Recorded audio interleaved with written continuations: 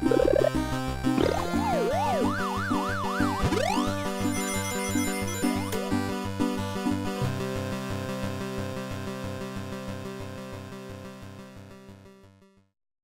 tá, pessoal, a gente tem mais um Papo Gamer que está acontecendo hoje, então. Dessa vez, o nosso convidado, Alessandro Martinello, dispensa apresentações, acho que todo mundo conhece ele, né? Eu não vou ficar falando muito, o Martinello acho que ele vai conduzir super bem, né? E a gente já fez joguinho junto, né? Vamos ver se sai logo, né? E tem que te pagar. Hã? Tem que te pagar. Tem que me pagar ainda, não entrou o depósito. E o Martinello quer apresentar para vocês um pouco da experiência dele que ele está vivendo agora, que eu acho que é bem interessante, né, da gente poder ouvir um pouco das ideias dele, depois ter a experiência de ter lançado um jogo grande, vamos dizer assim, né, que deu uma boa visibilidade, então entender um pouco hoje em dia como é que ele está vendo o mercado, como é que estão as coisas, vai falar de Fallout também para vocês, um pouquinho, né. Então tá, Martinello, isso aí, fica à vontade, tá, obrigadão por ter vindo. Vamos lá então. Isso aí, boa tarde, pessoal. Quem daqui conhece Fallout? Ainda bem, porque a minha palestra é toda baseada na lore do Fallout. Tipo, como eu vejo a minha vida de independente dentro de um game. Então é gamification da vida índia a minha palestra. O tema aí é sobrevivendo na Wasteland, porque o Brasil é um deserto nuclear em termos de fazer jogos. E a sua vida tem uma expectativa bem limitada se você não se espertar. Eu sou Alessandro Martinello, aka aquele Cardo Thorin. Eu estou no level 6 anos aí fazendo jogos. As minhas quests completadas, eu entendi que eu não sou especial. Eu estou vivo e com um game na praça vendendo. Eu também completei um game sob encomenda para o Cartoon Network. Daí tem o game que eu fiz com o Ed aí, que falta pagar ele, isso é parte de sobreviver na Wasteland. E eu estou agora começando meu quarto game. E aqui são meus stats, né? Força 1, enfim, né? Mas energia 9. O importante é a intenção. Vamos começar então onde vocês estão agora, que é o Vault 69, essa putaria chamada Faculdade de Jogos. Esse é um local fechado e controlado, né? São os Vaults. E vocês têm nesse ambiente controlado, que não simula o mundo real, a oportunidade de aprender a fazer joguinhos, sem precisar matar um Deathclaw, alguma coisa que te estraçalhe logo de cara, né? A minha palestra é mais sobre vocês terem noção do mundo lá de fora enquanto vocês estão no Vault, porque vocês vão aproveitar melhor daí o que vocês podem aprender aqui, que skills vocês podem aprender. Por exemplo, eu contratei o Laco esse mês, e a primeira coisa que eu perguntei para o Laco, quando a gente já tinha se acertado, é quantas pessoas da turma dele estão fazendo jogos nesse momento. Se eu não me engano, você disse 2, né? Tu e mais um. Formou quantos na ocasião? 14. Então teve aí 12 caras que já dançaram na Wasteland e estão tendo aí que usar um continue, um load, alguma coisa assim. Aí tu sai da faculdade, o que acontece? A história mais comum que acontece. Você sai da faculdade, você dá com o mundo real, Wasteland, você ganha seu troféuzinho, né, que é seu diploma. Congratulations por ser um ser humano minimamente capaz, né? Porque se formar não é no big deal at all, assim. Então é mais a sua postura dentro da faculdade que vai fazer diferença nas suas skills. A faculdade, ela está construindo o ambiente, né? Para você se construir dentro dela, né? Então isso é problema mais seu do que dela. Daí a Wasteland é o Brasil, né? Welcome to Brasil. Já leva um soco na cara. Alguém já te xinga. E no mercado de games, especialmente, é uma indústria começando, né? Então não tem nem muitas quests ali, nem muito que você tentar, né? Tem poucos caminhos. Só que se você se dedicar, tem oportunidade suficiente para os espertos, né? Só que o que acontece é que você descobriu a dura realidade, ganhou ali um pouquinho de XP, que é a dureza, que é o mercado restrito e poucos recursos, né? Se tu, por exemplo, tenta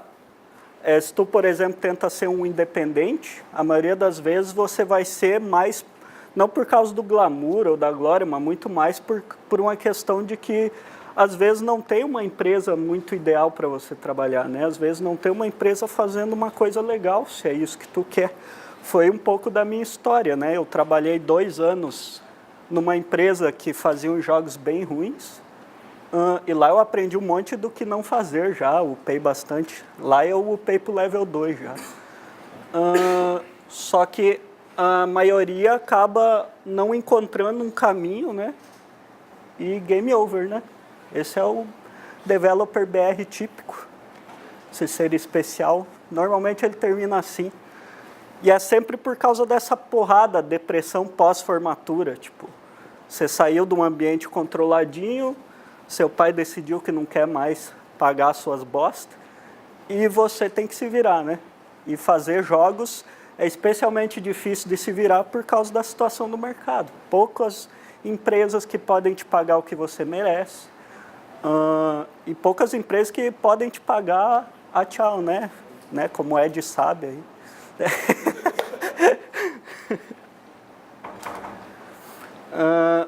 Então vamos recomeçar, né? Tipo, vamos voltar no tempo, vocês estão aqui e ainda podem evitar a sua morte.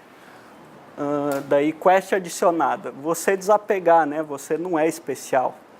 Você pode ter alguma coisa que te faz especial em algum campo dos jogos, mas você não é o protagonista de uma main quest e tá todo mundo em volta aqui para te servir, não, né? Tipo, no mundo real não é assim. Senão você vai acabar de novo como esse cara, né? Típicos caras predestinados que acham que é o destino, os Lone Wanderers aí. O cara das ideias, o grande artista que vai criar um novo paradigma na arte dos jogos, né? Mostrar para o Hideo Kojima quem que é o bom. Cara do dinheiro, né? Eu tenho dinheiro, para que eu vou te ouvir? E o game designer aí que não sabe fazer nenhum dos dois e decidiu ser game designer. Não sabe desenhar nem programar, e ele decidiu ser game designer. Esse cara não precisa se matar agora, porque eu falei isso, né? Se ele se reconheceu.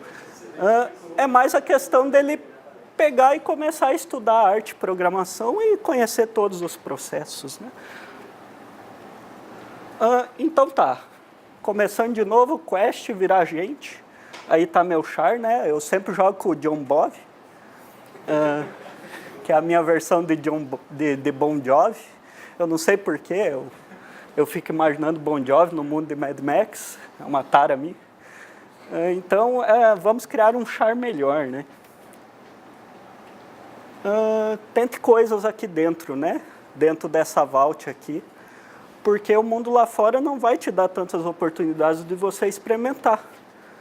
Tipo, às vezes você vai ter que fazer igual eu, que saí da faculdade e pude até experimentar coisas, mas sobre os olhares cheios de reprovação do meu pai, porque eu fui o típico filho pródigo que voltou para casa, porque não conseguiu seguir como designer, né? Que foi a área que eu achei que eu ia ser legal e ia ser feliz, né?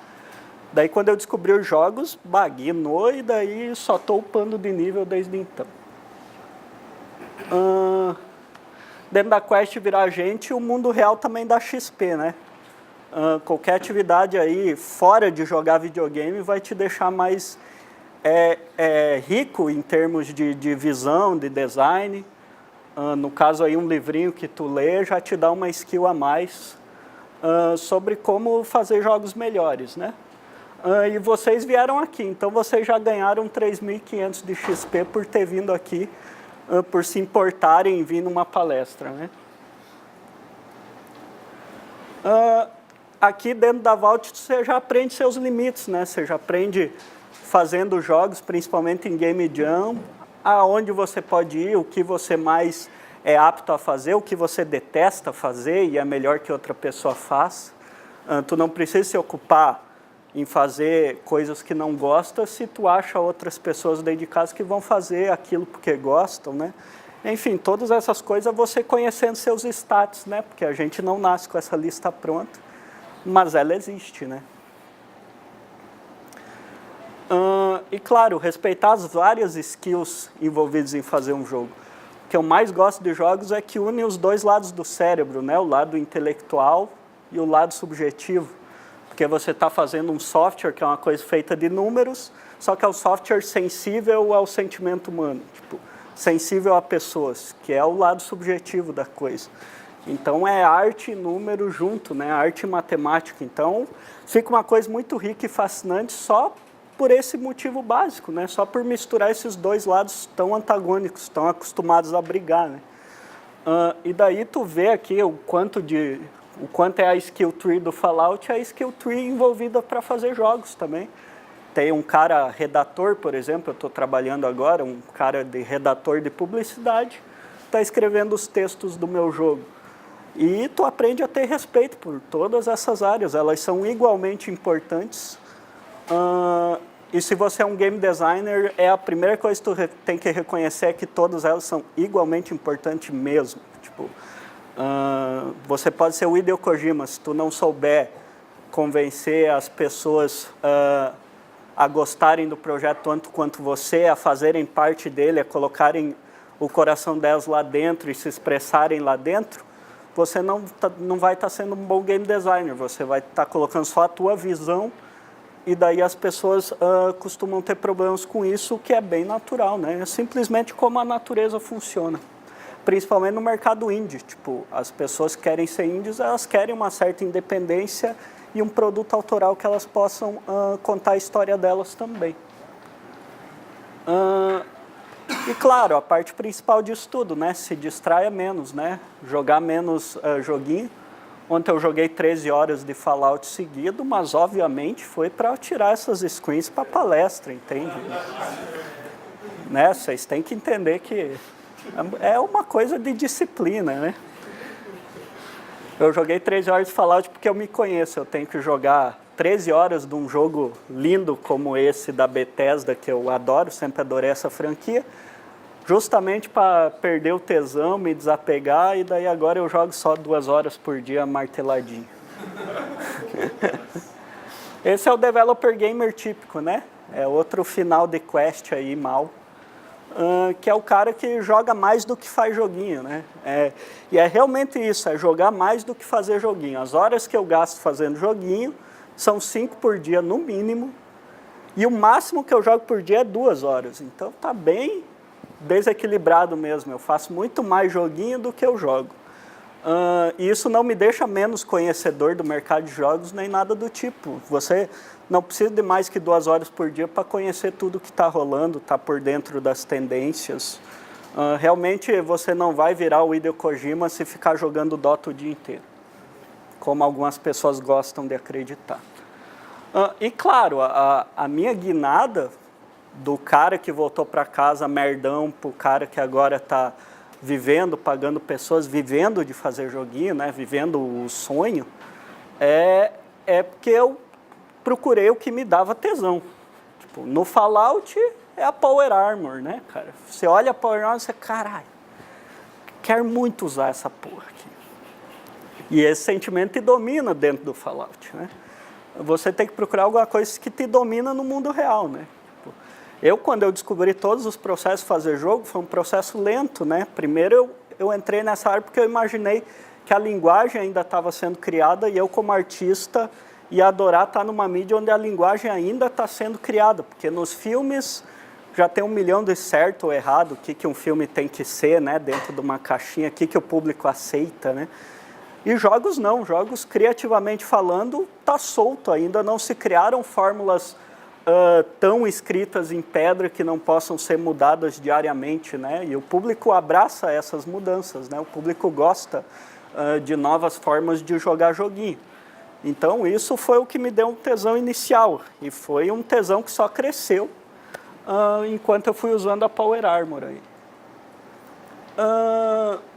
Só que uma coisa que o sistema educacional ensina para a gente, sem querer, querendo, digamos assim, é isso, né? Vou fazer a quest para tirar 7.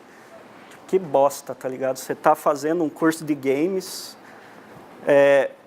custa dinheiro, você está gastando dinheiro nessa porra desse curso de games, e daí os teus objetivos é tirar 7. Tipo, é isso a sua main quest, tirar 7 e passar. É muito importante, agora que vocês estão no Vault, sair desse mindset, deixar isso para lá. Você não tem que agradar ninguém aqui dentro, a não ser você mesmo, e a sua main quest, o que te dá tesão, né? E aqui é o melhor lugar para você descobrir, né? Porque é a Vault, não vai ter um Deathclaw e um escorpião para te estuprar lá fora. Você tá de boa, entendeu?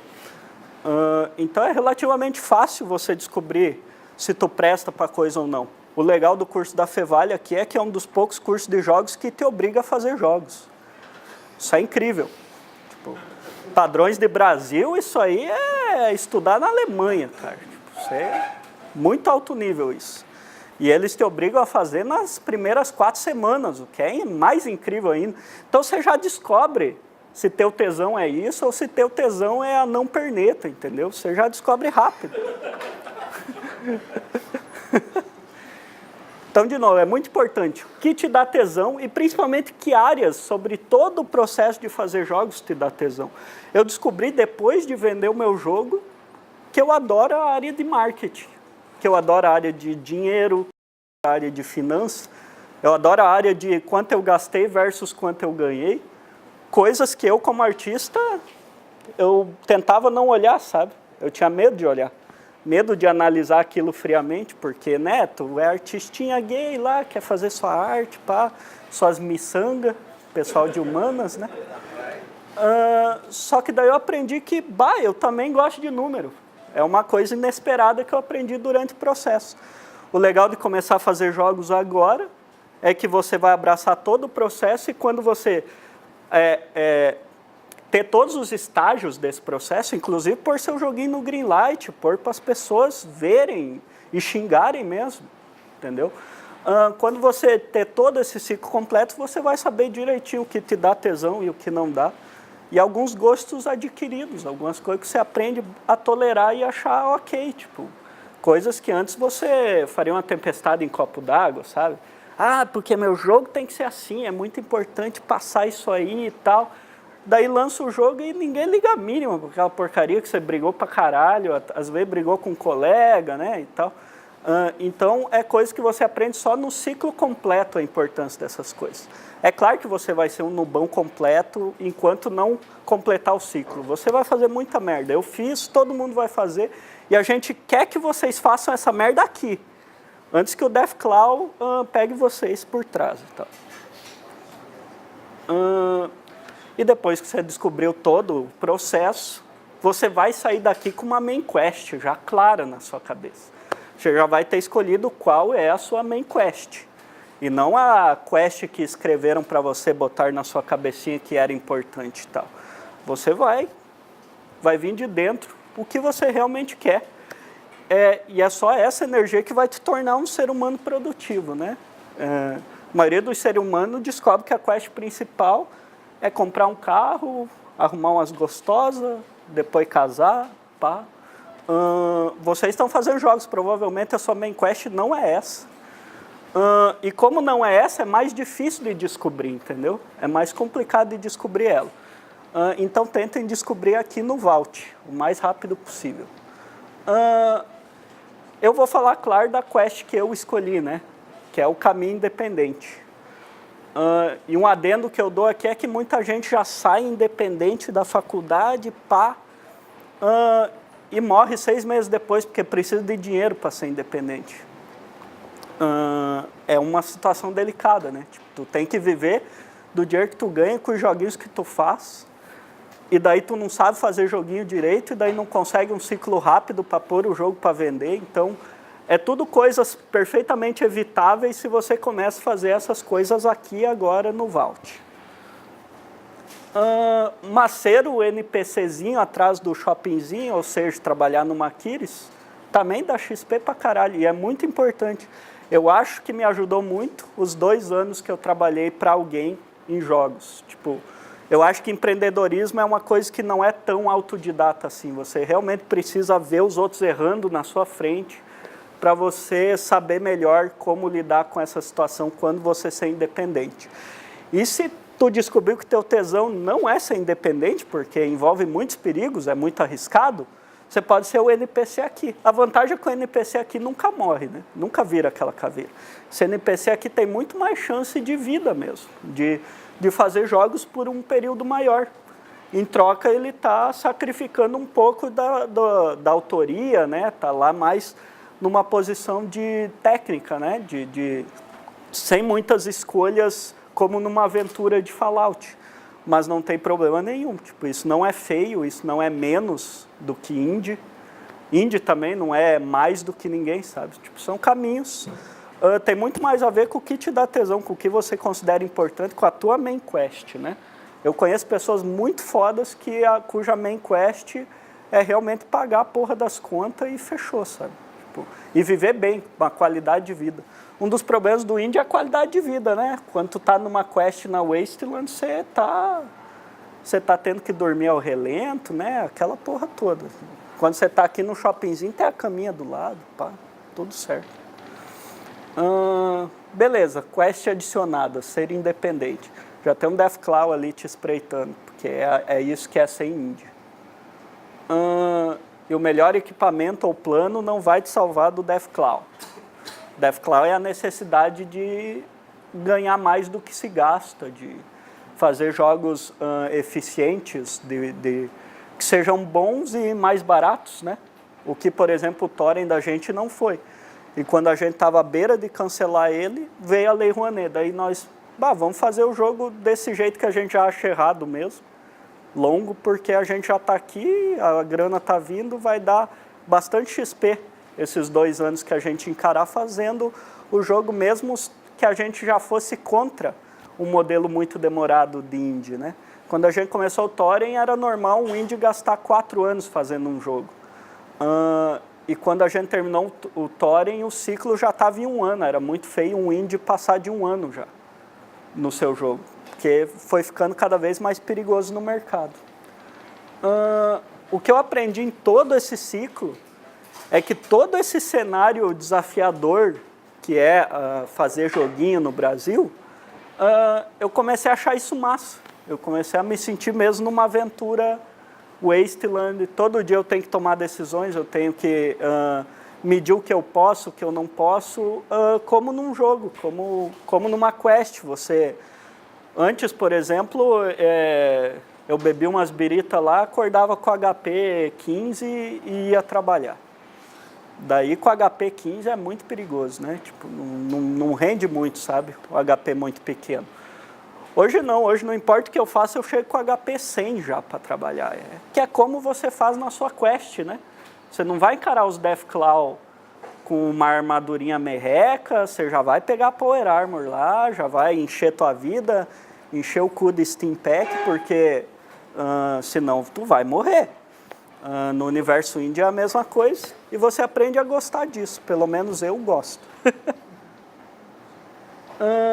E eu me divirto muito com todo o processo que é fazer jogos. Tipo, onde antes eu só me divertia quando tinha alguma coisa do jeito que eu queria, ou o jogo tem que ser artístico, o jogo tem que não sei o que, tem que não sei o que. Hoje eu me divirto com o simples processo de fazer jogos. Eu já fiz Advergame, eu já fiz jogo sob encomenda, que eu não decidi porra nenhuma. Eu adorei todos os processos. Eu fazia Game Jam como férias do Torrent, e eu adorava o processo de uma Game Jam, que tu sempre conhece. 1 ano depois, fazendo uma Global Game Jam, você já vê que você melhorou um monte as suas skills. Você já sente que os seus perks são melhores do que antes. Você já sente que atingiu a 2ª estrelinha de tal perk, porque tu concluiu muito melhor um jogo e mais complexo do que no ano anterior. Eu gosto de todo esse processo, eu gosto do drama envolvido, eu gosto das coisas ruins envolvidas também. Tudo isso eu vejo de uma forma positiva e natural. E eu acho que esse processo não aconteceu de fora para dentro, sabe? Foi de dentro para fora. Foi algo que realmente eu fui descobrindo que eu gostava de todo esse drama, de todo esse teatro que é fazer joguinhos. Fazer joguinhos, que não é fazer arte, não é fazer programa, é fazer joguinhos. É uma coisa por si só que tem um processo único, diferente de outros processos, como um processo artístico, um processo de software. É um processo realmente único e que eu descobri que eu adoro. E daí, claro, eu upei de level, né? Cheguei ao level 7. Estou no meu 7º ano de indústria.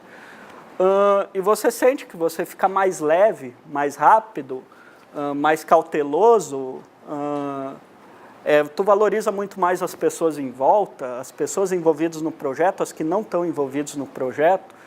Você gosta mais da diversão, de fazer jogos em si, você fica mais experimental. E principalmente você fica mais você como indivíduo fazendo diferença num jogo. Que é uma coisa que quando você inicia o game development, você é preso, né? Você é uma minhoquinha ali tentando sair de um buraco e mostrar quem você é, né? E é tudo muito limitado, truncado. A gente é nerd, né? Como é que é nerd dançando, né? As duas mãos no bolso, assim, né? 2 passos para cá, 2 passos para cá, né? Ninguém começa já dançando assim, né? E tal. Mas eu já estou chegando no assim em fazer jogos, porque é uma evolução natural. Tipo, a gente vai perdendo o pudor, vai ficando mais cara de pau e vai gostando mais desse drama que é viver de fazer jogos, desse drama que é tentar ganhar mais dinheiro do que se gasta. E agora perguntar da XP, né? Eu coloquei algumas perguntas aqui. Mas o objetivo da minha palestra é realmente que vocês perguntem qualquer coisa sobre o processo de fazer jogos aqui dentro, para eu responder o máximo de dúvidas possíveis, que aí sim essa palestra vai ser útil, né? Eu só queria que vocês estivessem cientes de todo esse cenário para dar mais valor a essa Vault que vocês estão aqui, que é um negócio bem especial. Então, fiquem à vontade para perguntar. Eu fiz um FAQ aqui, caso vocês sejam tão meio noob aí na arte de perguntar. Tem várias perguntas que vocês podem fazer lendo aqui, simplesmente. Vou ficar esperando. Pergunta? Tudo bom, Marcelo? Tudo. A segunda pergunta é o que as pessoas querem? O que as pessoas querem, né? Como é que tu acha que a gente pode determinar o que as pessoas querem? Eu botei essa pergunta aí porque o ponto dela é que isso está sempre mudando, né? Tipo, isso está sempre em mudança. Tendências, né? O que é novo, o que é o velho que fica novo de novo, né? São várias regrinhas que tu pode estudar em livros de coisas que fazem 20 anos voltam a ser legal. Por isso que o pixel art voltou a ser legal. A nova geração não conhecia a estética do pixel art, ela já nasceu no 3D. Daí quando ela viu aquilo, ela achou super do caralho aquilo. Ou outra regra, toda contracultura, 6 a 7 anos depois, vira mainstream. Tudo que era punk, hipster, 7 anos atrás é mainstream agora. Até a porra do Adam Sandler fez a droga do filme lá de Pixel. Para vocês verem o nível de mainstream que ficou, uma coisinha que era contracultura 7 anos atrás, né? Então, o que as pessoas querem é uma disciplina sua, né? Pensar. E muitas vezes pode partir de você, né? O que tu quer. Que tipo de jogo você está sentindo falta e você quer muito jogar? Daí, se tu é um cara criativo, você cria uns 10 e escolhe qual que é menos arriscado, qual que não vai acabar naquela caveirinha lá. É que você está sempre mudando e sempre tem uma tendência, tem uma questão de timing também, né? Timing é totalmente importante. O Thorin teria vendido o triplo se ficasse pronto 1 ano ou 1 ano e meio antes, sem dúvidas. Tipo, ele já era velho para o seu tempo. Tipo, ele já, a proposta indie dele já era uma coisa que estava em decadência, que é o indie como produto artístico e autoral. O que estava em ascensão era o indie como contra mainstream. Tipo, eu vou ser o contrário de tudo que o mainstream faz, é o indie que começou a subir, nessa mesma época que o Torrent foi vendido. Mas como a gente sempre foi muito cauteloso, ainda assim ele deu bastante lucro. Ainda assim, padrões de Brasil, ele é o segundo ou terceiro jogo que mais vendeu aí nessa década e que mais deu dinheiro mesmo, líquido, né? Eu vou aproveitar o atalho do plano dela aí. Qual o tamanho ideal de um time, ideal de um grupo que quer começar? Eu pessoalmente, né? Aqui são respostas arbitrárias, né? Não sou dono da verdade, mas eu pessoalmente acho que 4 a 5 pessoas, e não é bom passar disso, assim. Tipo, o mercado nesse momento quer projetos pequenos e menos pessoas significa às vezes mais criatividade, porque cada pessoa vai ter muito espaço para influenciar o jogo daí. Muitas empresas escolhem o caminho de crescer, né? Se eu tivesse ganho 1 bilhão com o Torrent, eu ia fazer a mesma coisa que eu estou fazendo agora. A mesma coisa, tipo, que é um time de no máximo 5 pessoas para manter as pessoas bem influentes dentro do jogo, elas se expressarem, que eu acho importante. Nesse momento tu está fazendo pesquisa assim, na área que tu está fazendo teste, é isso? Assim, eu estou conhecendo o máximo de pessoas, porque futuramente eu quero montar uma indie house. Eu quero ver pessoas que eu quero investir. Legal. Tu falou da Lei Rouanet, né? Como é que funcionou para vocês captarem? Quanto tempo demorou para captar? Foi cagada. Eu nunca incentivo as pessoas a Lei Rouanet nas minhas palestras, porque foi cagada. Dei um crítico. Meu dado deu 20. E eu consegui a grana uma semana antes de cancelar o projeto. Assim. Já estava para cancelar. Numa conversa que a gente teve, eu e tu uma vez, tu me explicou um negócio bacana da Lei Rouanet, e acho que era bacana falar que a galera não entende direito, e eu aprendi contigo isso. Que a Lei Rouanet não é o governo te dando dinheiro. Não dá dinheiro, né? É assim. A Lei Rouanet é uma ideia boa. O problema de jogos é que a empresa que te ajudar, ela perde dinheiro. Mas qual é a ideia legal da Lei Rouanet? Tu tem o seu produto artístico e precisa de dinheiro. E daí uma empresa, vai acabar a bateria aqui. Uma empresa privada vai ser meio que a pessoa que tu vai vender o pitching do seu projeto, né? E é uma empresa privada interessada em ganhar dinheiro. Quer dizer que ela não vai aprovar qualquer loucurinha, entende? Ela vai aprovar coisas que ela acredita que a marca dela vai ficar legal lá. Esse é o legal da Lei Rouanet. E daí o dinheiro é a empresa que te dá, e isso abate do imposto de renda dela. Então ela não precisa dar imposto para o governo. Como todo mundo prefere qualquer coisa a não ser pagar imposto para o governo, essa lei funciona. O problema de jogos é que abate só 80%, na verdade oficialmente 64%, mas fazendo todas as contas complicadas vai para 80%. Ou seja, a empresa perde muito dinheiro se ajudar você. E por acaso... E por acaso uma empresa perdeu dinheiro para nos ajudar, o que é tirar 20 no dado. É um modelo que não funciona na prática, né? Enquanto os jogos não ser 100%, esse modelo eu não recomendo, é muita cagada. Na verdade, a Lei Rouanet te dá o direito de pedir para empresas privadas. Não botar o dinheiro no governo e botar em ti. Exato. É isso que a Lei Rouanet faz. Né? Exato. Só que daí, livro, teatro, show da Cláudia Leite, tudo isso é 100%. Ninguém falou nada. Só falei 100% de abatimento. O empresário, ele pega todo o dinheiro e te dá, não tem que pagar para o governo, ele tem que dar para ti e para o governo ainda, né? Sim. No caso do jogo. Não, ele adora fazer isso, né? Ele prefere 1000 vezes dar para outra pessoa esse dinheiro do que para o governo. Tem raiva de dar para o governo. Aquela pergunta, então, antes, que era, eu preciso do Steam para responder o jogo. Por que eu preciso do Steam?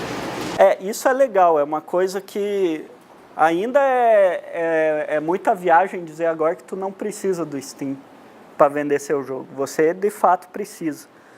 Só que tem algumas tendências aí apontando que o futuro da cultura digital é tender o preço a zero. Vocês já sentiram que onde antes era normal um jogo a $15, ficou $10, e nesse momento está indo para $5, ou seja, está diminuindo o valor que as pessoas querem pagar num jogo indie, né? Dando um exemplo fechado, mas isso vale para tudo, né? O Fallout é 5 vezes maior e mais caro do que o passado e as pessoas querem pagar o mesmo preço, entende? Então tende a descer para zero. Daí a teoria dos caras que acham que esse fenômeno vai continuar é que vão emergir novos modelos baseado muito no fã mesmo, na pessoa que sabe o quanto aquilo vale. Ou seja, tu vai ter um set ali de 10 mil pessoas que sempre vão comprar o que tu fazer e vão pagar o que de fato aquilo vale. E daí todo o grande público, mais pau no cu, vai pagar o preço que ele quiser. Esse modelo pode ser o futuro. E esse modelo funciona bem fora do Steam. Tem alguns jogos que conseguiram prestígio suficiente para venderem cópias dentro dos seus próprios sites. E eles lucram muito mais com isso, sabe? Por exemplo, os dois Guild Wars não são a Arena Net, no caso, de conseguir vender desse modelo pelos fãs. Não sei dizer, eu não conheço o Guild Wars. Não sei dizer se é esse modelo. Mas Minecraft é o mais famoso, né? Minecraft se recusou a ir para o Steam. E até hoje ele vende muito bem, obrigado, naquele site de 1995 que ele está hospedado. Porque as pessoas não se importam, elas se importam com o produto, não com o veículo, né? E outra coisa que é legal dessa pergunta que eu botei ali, é que eu aprendi que é muito importante você dominar o veículo que tu vai vender. Ou seja, no supermercado, por exemplo, os caras pagam uma nota ou fazem uma série de coisas para que o produto deles esteja na gôndola da altura dos seus olhos. E tu vai pegar esse, sabe? Eu sou pançudo, velho. Eu não vou pegar o ketchup que está aqui embaixo. Dá muito trabalho. Então eu vou pegar a porra que está aqui na minha frente. E no Steam é a mesma lógica, né? Você tem que achar meios de saber como se destacar no Steam com o que você tem na mão, né? Às vezes prestar atenção o que um jogo de 95% de aprovação tem que o seu não tem. O que um jogo de 95% tem que o de 70 e poucos por cento não tem, entendeu?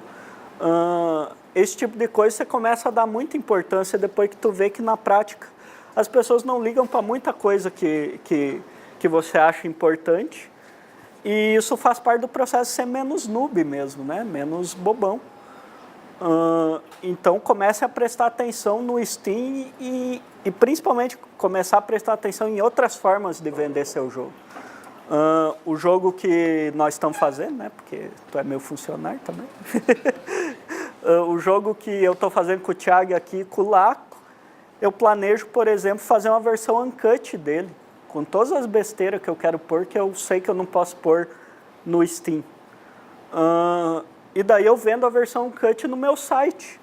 E daí o meu jogo no Steam vai estar fazendo propaganda da minha versão uncut no site. E a versão uncut no site eu não pago 30% no Steam, o que já é muito lindo, né? Uma coisa, falou de achar um meio de deixar o jogo mais visível no Steam. É mais fácil usar uma publisher para isso?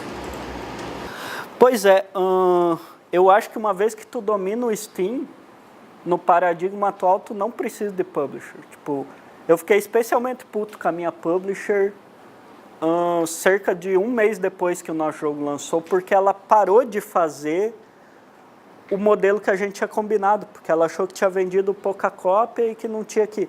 Porque o último jogo que eles tinham vendido foi Banner Saga. Daí deu 1.500.000. Daí eu acho que subiu na cabecinha deles que vender tipo 30 mil é muito pouco, saca? Tipo, o jogo da B-Road vendeu 35 mil. O Thorin vendeu 30 mil. Tipo, é um número ótimo. Paga todas as contas essa porra desse número. Só que daí eles deu um ataque ali de estrelismo neles, eles não continuaram o processo de cauda longa que a gente chama, que é manter o jogo em evidência no Steam, trabalhar a comunidade, responder todo mundo, e ir descendo o preço como uma escadinha, né? Tipo, 80% off, depois 60% off, 50% off. Nunca dropar muito o preço, porque as pessoas que compraram full price começam a ficar ofendidas, né? Tipo, porra, sou otário? O que é isso? Então, quando tu desce devagar, ninguém se sente ofendido, é o processo natural, né? E a publisher não parou de fazer tudo isso. E contratualmente a gente não podia falar nada sobre isso, sabe? Essa parte do contrato era meio um acordo de cavalheiros, assim, não tinha... A gente se preocupou muito mais em eles roubar nosso dinheiro e não tinha cláusula desse tipo. E daí aconteceu que eles lançaram mais 3 jogos, e como todos esses jogos estão fora do modelo atual indie que está bombando, eles venderam incrivelmente mal. Tipo, o Afro Samurai 2. Sequência, um pessoal deixou a Namco para ser independente e comprou a IP para fazer indie o Afro Samurai 2, porque o Afro Samurai 1 fez muito sucesso em 2009. Tinha uma mecânicazinha de cortar e tal. Mas o mercado muda rápido, né? O que era super legal em 2009 é uma bosta em 2015, e eles venderam menos de 1000 cópias. Tipo, nenhum jogo indie mais hipster do mundo aí vende tão pouco, sabe? Tipo, foi um fiasco mesmo. E daí a Versus Evil meio que deu um passo para trás e começou a olhar que o nosso jogo estava vendendo mais do que todo o set deles, inclusive por dia. Daí eles voltaram a adotar a estratégia cauda longa. Mas o que eu achei noob da parte deles é que eles não entenderam que o Steam foi projetado para cauda longa. Esse sistema é todo para você realmente fazer um jogo, e não importa o quanto ele vendeu de caro, o importante é o quanto ele vende ao longo da vida. E é isso que o Steam quer que você atinja. Ele tem todas as ferramentas e todo um ambiente para criar isso para você. Se as pessoas gostarem do seu jogo vai vender, e foda-se o seu marketing. O melhor marketing que tu pode fazer é um jogo bom. Não importa se os jornalistas não querem falar. O Undertale é um caso assim. É um jogo que ninguém sabia que existia praticamente. Virou hit do dia para a noite porque ele é muito bom. O que ele está oferecendo é realmente novo e legal em linguagem de jogos. E muitas vezes eu vejo artigos na Gama Sutra do cara chateado que o jogo dele não vendeu. Eles falam do indie apocalipse, né, que o movimento indie está acabando, mas na verdade tudo isso é um pessimismo bobo, né? Está só se transformando, como tudo se transforma, né? Onde o Flappy Bird era o número 1, agora é um jogo de estratégia meio hardcore, o número 1 da App Store, sabe? O mercado muda muito rápido. E muito que eu vejo do erro dessas pessoas é que elas gastaram muito tempo e energia no seu joguinho indie, às vezes um cara sozinho fazendo, em promover o jogo, em vez de deixar o jogo de fato bom, de fato bem resolvido, com um tempo bom de refinamento. O erro mais comum que tem no mercado indie atual é o cara fazer só 2 meses de refinamento. Tipo, ele achar que fazer o jogo é que é o problema dele. Fazer o básico do jogo que é o problema dele, deixar tudo funcional. E o jogo bom não é deixar tudo funcional. Deixar tudo funcionar é só o início de um jogo bom. É só o início de uma caixa de areia onde vai possibilitar nascer um jogo bom. E isso não acontece em 2 meses. É o erro que a gente cometeu no Thorin. Apesar da gente ter tomado muito cuidado, e o Thorin, por exemplo, não está com uma nota ruim no Steam, as pessoas gostam, ele não é um jogo muito bom, porque nós não tivemos tempo para refinar, né? Nós gastamos todo o tempo para fazer o jogo em si, né? Ele ser funcional, né?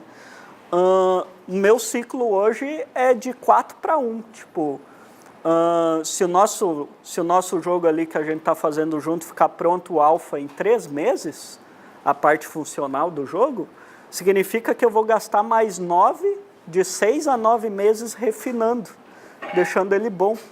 Não é fazendo conteúdo, fazendo asset, é realmente deixando ele bom, deixando cada feedback divertido, deixando a velocidade que o mouse se mexe gostosinha, deixando o basicão muito bom. que é onde a maioria desses caras que fica chorando com o seu artigo na Gama Sutra não entende, sabe? Eles não entendem que eles não conseguiram fazer um jogo bom porque eles ficaram prestando atenção em site de notícia em vez de prestar atenção no fio do jogo deles, no que o jogo dele de fato está oferecendo para as pessoas, né? E a graça de ser indie é fazer essa parte, né? Então, com o tempo, você vai aprender a ser mais humilde, pensar mais pequeno, porque tu descobre que o importante é realmente esse processo de refinamento, é deixar o jogo bom. O jogo é uma coisa, a gente aprende na faculdade, até por causa do sistema da faculdade, o sistema que a gente é muito noob em tudo, então é função da faculdade dar uma base para a gente. E a coisa que eu saí da faculdade pensando é, beleza, fazer joguinho é escrever num papel as coisas, passar para o computador e fazer e ver se ficou bom. E partir daí criar conteúdo. Mas na verdade hoje em dia eu vejo muito mais como o projetar o jogo é colocar o mínimo de coisas possíveis no papel, tentar fazer o mínimo de coisas dessas coisas num alfa, e daí dentro desse alfa se cria uma caixa de areia onde a experimentação acontece, tipo, fazer o jogo na frente da tela do computador também, sabe? Se alguma coisa tá ruim, corta ela e vê como fica. Coloca uma coisa nova que tu não botou no papel antes, tu não pensou antes, e de repente tu descobre que, ficou muito legal. Isso está na história de todos os grandes jogos, se vocês verem, tem muito disso envolvido, né?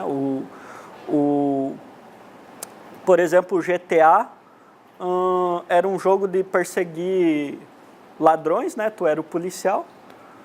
Daí, nos testes, todo mundo reclamava que queria ser o bandido. Que é natural, né? 13 anos, anti-herói, aquela coisa, testosterona. O cara lá, né? Tá no auge das espinhas. Aí, eles deixaram o cara escolher o bandido. Só que tinha um bug no jogo que fazia os policiais ficar psicóticos, tentar tirar o carro da estrada, capotar o carro, perseguia sem noção, atropelando os pedestres, fazendo o maior caos. Isso não estava no papel, com certeza no papel ele queria que isso fosse ordenado. Mas ficou tão bom ali, como resultado, que virou feature, o bug virou feature, que é muito comum acontecer nos jogos. Street Fighter inventou o combo baseado num bug. Era um bug que cancelava os movimentos e, de repente, todo mundo adorou aquilo. Não vamos corrigir isso. Isso está deixando o jogo bom.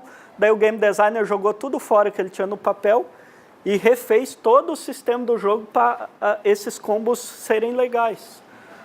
Então, fazer jogos é muito mais fazer o mínimo ali no papel, mas, claro, fazer com disciplina. Fazer um alfa e, dentro dessa caixa aí, você começar a ver o que realmente é legal você fazer ou desfazer ali dentro, uma vez ali dentro. Isso envolve, às vezes, fazer um bom código. Por exemplo, o programador fica naquela filosofia, se funcionar, tá bom. Não se faz um jogo nessa filosofia, se funcionar, tá bom. Se faz um jogo bom quando tu deixa um código bom o suficiente para ser muito fácil botar e tirar coisa. A maldição do jogo que nasce com uma história para contar é essa, tipo... Você já botou o jogo dentro de uma caixa, acorrentou ele, engessou ele, jogou no fundo do rio, mijou em cima. Porque não deixa espaço de você fazer essa experimentação. Você precisa que o jogo conte aquilo.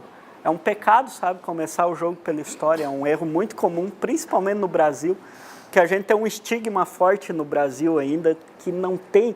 O Brasil ainda não faz jogo legal. Daí tu acha que, com essa história, tu vai fazer o jogo legal que o Brasil não consegue. Mas, na verdade, o que falta para a gente é fazer a caixinha de areia, parar, respirar e mexer nela, né? E muitas vezes a gente não tem esse tempo porque não tem dinheiro, né? A maioria dos jogos são lançados sem refinamento porque acabou o dinheiro, né? Nós estamos no Brasil, nós não estamos no Canadá, nós não estamos na Suíça, nós estamos no Brasil, então a coisa pega bem mais pesado, né? Só que daí o que... fica claro para vocês, eu espero, é que aqui no Vault você pode fazer essa caixinha de areia e a melhor hora para começar é agora, né? Se a gente não fazer uma câmera de crowdfunding Não, mesmo naquela época eu sabia que era uma modinha fadada a acabar.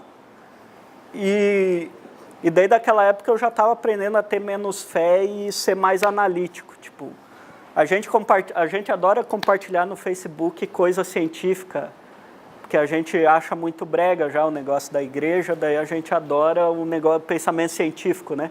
Só que a gente, às vezes, não aplica isso no dia a dia, né? Eu comecei a aplicar isso no meu dia a dia. Realmente, quando eu vi ele, talvez podemos fazer um crowdfunding do Thor, já que vão cancelar essa merda, né?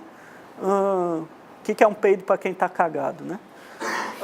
Só que o ponto é, a gente pesquisou todos os crowdfunding, como eles eram feitos e o que eles ofereciam, e a gente viu que o Thorin não tinha o feeling para crowdfunding. Ele não tinha muito a oferecer, a não ser a experiência de quando você jogasse ele ali dentro daquela caixa. E daí eu vi que esse tipo de crowdfunding sempre fracassava. Mesmo com uma demo disponível, esse tipo de crowdfunding era quase aos chutes que conseguia alguma grana, sabe? Então eu não tentei já observando outros casos, né? Hoje, por exemplo, eu tenho 40 ideias de jogos todo ano ou mais, vou botando eles numa pasta, e eu tô olhando Steam Spy todo dia que algum jogo lembra uma ideia que eu tive, quanto vendeu? O que as pessoas gostaram? O que não gostaram? É muito legal isso. Tipo, tu começa a ver ali os reviews mesmo, né? Daí tu começa a observar, quem é virgem suficiente para fazer review no Steam? Piada de 13 tu já começa, então os jogos no Steam estão sendo avaliados por uma maioria de 13 anos, saca? Se eu fazer um jogo para o público adulto, eu vou estar me arriscando com o público de 13 anos, que é quem de fato escreve o review. O público adulto gostou ou não gostou, ele tem mais o que fazer da vida. Então são coisas que tu vai observando, sabe? E é muito legal ver da ótica dos players o que eles gostaram ou não de um jogo, e tu vê como coisas pequenas têm um impacto gigante, né? O Dragon's Dogma é um caso que eu gosto muito de lembrar, porque é um jogo trimassa, tipo, pegou um gameplay de Shadow of Colossus, Capcom fazer um jogo de ação é impecável, só que a simples decisão de não ter fast travel arruinou os reviews, tanto do Steam e tudo, todo mundo odiou o fato de não ter fast travel. É uma decisão pequena, que se resolvia em 2 ou 3 dias, colocar de volta, por exemplo, só que arruinou toda a experiência para as pessoas, sabe? Então é legal esse exercício, ver por que um jogo vendeu ou não, mesmo ele sendo bom. Tem muitos jogos aí que são muito bons. Eu estava iniciando o nosso jogo, e ele está na onda de Manager, porque eu acho que é uma onda que vai voltar, porque voltou no mobile com força, e costuma o mobile estar 2 anos à frente do console e do PC, nessas coisas moda, né? Nesses modismos. E eu adoro Manager, claro, eu não vou fazer um jogo de um gênero que eu não adoro. E daí, o que eu observei é que teve um jogo que lançou na mesma semana que eu estava começando a fazer esse, muito legal, que eu acompanhei desde o início ele.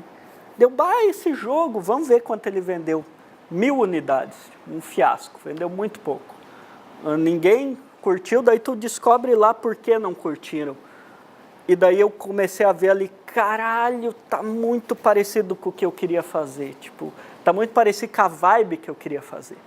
Daí eu fiz uns 2 ou 3 ajustes que eu sei que muda o feel do jogo completamente. E possivelmente o meu jogo vai sair melhor. Mas foi muito importante esse exercício de ir lá e ver, sabe? Que eu vi ali já fracassando o meu jogo no futuro, porque tinha muito da visão que eu queria passar, sabe? Uma coisa mais de sentimento e tal.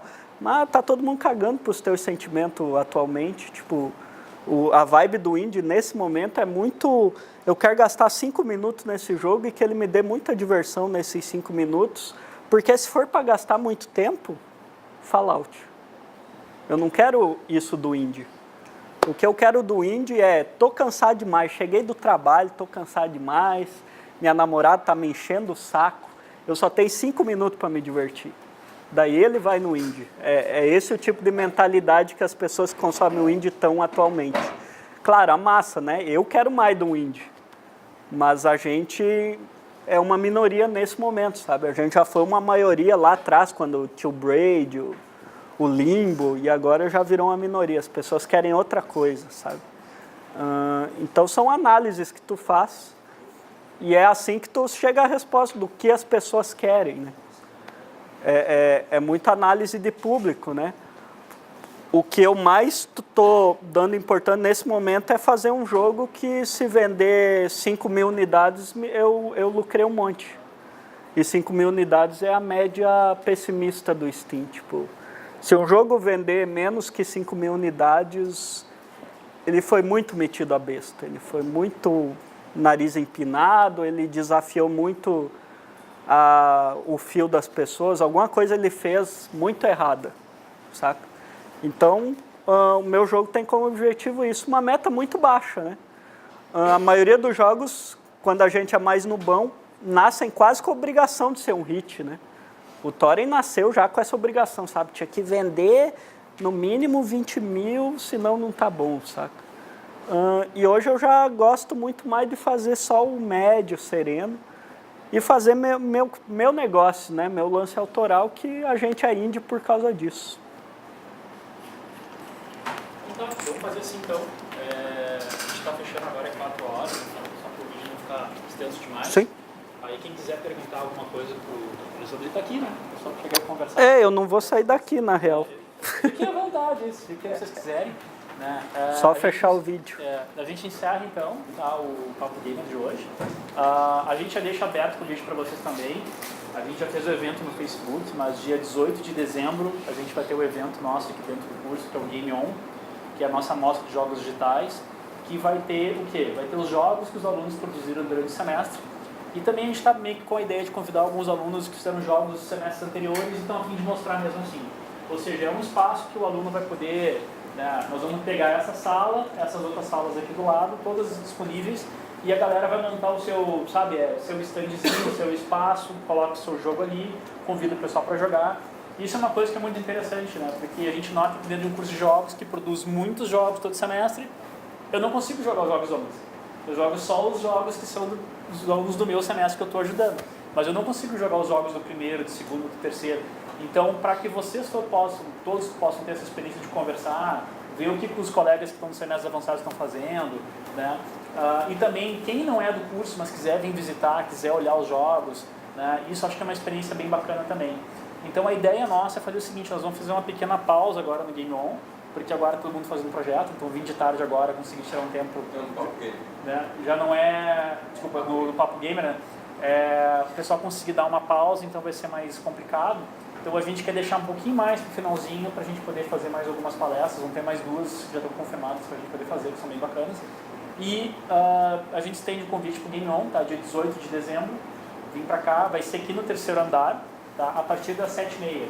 Só que a ideia é que a gente faça um Papo Gamer durante a tarde, então a gente tirar o dia inteiro para a gente poder curtir, já que ninguém vai estar fazendo projeto, ninguém tem que entregar nada, né? Então a gente tirar a sexta-feira inteira, fica de tarde, a gente faz uma rodada de palestras, talvez 2 palestras, 3 palestras na sequência, e de noite a galera vai jogar os jogos, a gente vai trocando aqui, vai montando o seu espaço, e depois nós vamos, sei lá, vamos comer um lanche, um tapaço, sei lá, comer alguma coisa, e o pessoal sai para curtir depois, e a gente encerra o ano, né, com chave de ouro. Tá, pessoal? Obrigado pela presença de vocês, tá? Não esqueça de assinar a folhinha de chamada, tem a folhinha de chamada passando aí, tá? Isso aí, muito obrigado, Alessandro.